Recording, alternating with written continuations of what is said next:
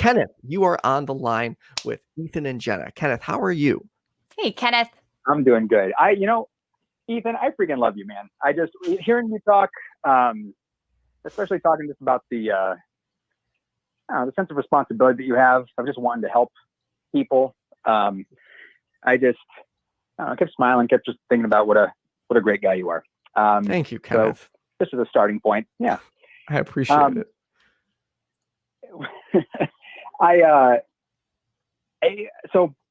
I have a lot of experience with death, and I had gotten to a point of feeling maybe a little overconfident in my ability to cope with and process death. And I was confronted with this recently. What's that? Oh no, continue.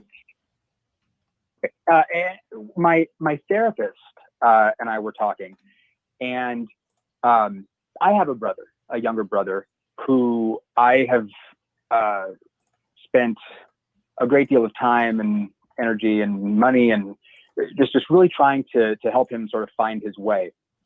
And I reached a point not long ago where I realized that I was overextending myself and that my efforts were not really having the intended effect. Okay. And this was something I was working through in therapy. And my therapist opened a session by asking me, if your brother committed suicide, how would you feel? And this was right after I had said that I was sort of disengaging from trying to help him with things in his life. And it really spun me around. And ultimately, at the end of the day, I had to tell myself that it would be okay, and that it wouldn't be my fault, and it would be a really sad thing, and it would be okay for me to be devastated. Right. But that there wouldn't have been anything that would have made it my responsibility. And I wanted to ask you if you think that there's any good reason to think that we, in evaluating our past decisions, if there's any good reason to think that we could have acted any differently than we did. I mean, I would think so. And sorry, just real quick, Kenneth, the reason I laughed when you said at the end of the day is that reference. I know exactly why you laughed. Okay, cool. I just want to make sure you didn't think I was laughing at the tragedy. I was laughing at. That was completely intentional, because the other thing about when we're talking about death is this goofy thing, because it's like we know it's going to happen to all of us, but it's like none of us really believe that it's going to happen.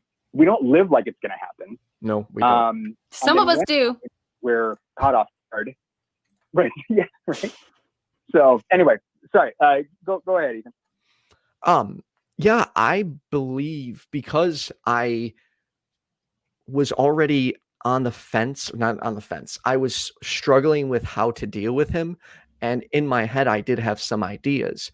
And I believe going back, I would have made another decision and been able to help him. Now, do I know that I could have helped him? No, but he did have some struggles growing up, and it was always me who was able to get through to him because of our relationship. He could be hard-headed, but I was one of the people he would listen to. Sounds like he would have been a lot worse off without you. I mean, I'd like to believe that. I mean, like he's paid me so many like compliments over the years, like where he thanked me. Like, he's like, I'm so thankful I have you as a brother. I watch other people beat up their siblings, and he's like, and you just take care of us. And I was like, and then he's like, and by the way, I'm also grateful with everything you've taught me, particularly with women, because it wasn't for you, I'd probably be I'm not going to use his lingo, but let's just say he said he would be, I'm not going to use the word, something else, if I hadn't taught him, how to be and to be himself. So he was really great about building me up and making me feel good about having him as a brother. How often do you think about that? Not much. I unfortunately tend to focus on the failure part as opposed to the good. And Well, it's and that's why this question I think is so important, because the two emotional states that I tend to run into when thinking about death, and what I see a lot of other people dealing with, there's anxiety in the lead up to death, and then there's guilt in the aftermath of loved ones dying. And the guilt, or the feeling that you've missed out on something, or that there's something, if you just could go back and do things differently, things could have been another way. This seems to me to be a cause of an awful lot of unnecessary pain. right. And that's why I asked you if you think that there's a good reason to think that in the past you could have done anything differently than what you actually did in any given moment. And I'll just jump. Spoiler alert: I don't think that there is. I think that I'm a determinist. I think that in any given moment, given all of the inputs that you have, that you make a decision and you act, and that there's not really any other way that you could have acted given all of those inputs and who you were in that moment in time. So spending time feeling guilt, you can feel bad about things you did in the past. You can recognize things that you may have done that were wrong, Right. but feeling a sense of like that you could have changed it in some way, it seems to be burdening yourself with something that might not be fair to you. It's that's true. It's just hard. Like I have accepted, like for instance, for me when becoming an atheist, this actually helped me accept his death better. I'm like, I'm not going to see him again. I need to be grateful for the times I have. And I do try to do that, but at times I will say the negative mostly outweighs the positive. Now, it doesn't weigh me down on a daily basis, but it has definitely impacted the way I do my day-to-day life. For example, 2 weeks ago, we had a very heated political debate within my family, and my niece started crying as a result of some things my aunt said, and it got heated, and some people were swearing and being disrespectful. But before I left, I went up to my aunt and I'm like, look, if there is one thing I learned from losing my brother, it's that we should never leave angry at each other. And I said, I love you. And I tried to give her a hug. She didn't want to give me a hug. She was still mad, but I would say I try to employ that in every avenue of my life. I don't think I actually addressed your question, Kenneth. I think I got sidetracked. No, it's all, man, we're all in this together, man. It's conversation. But that's a great example, because say you made every effort to, hug your aunt, and then you leave for the night and something catastrophic happens to your aunt.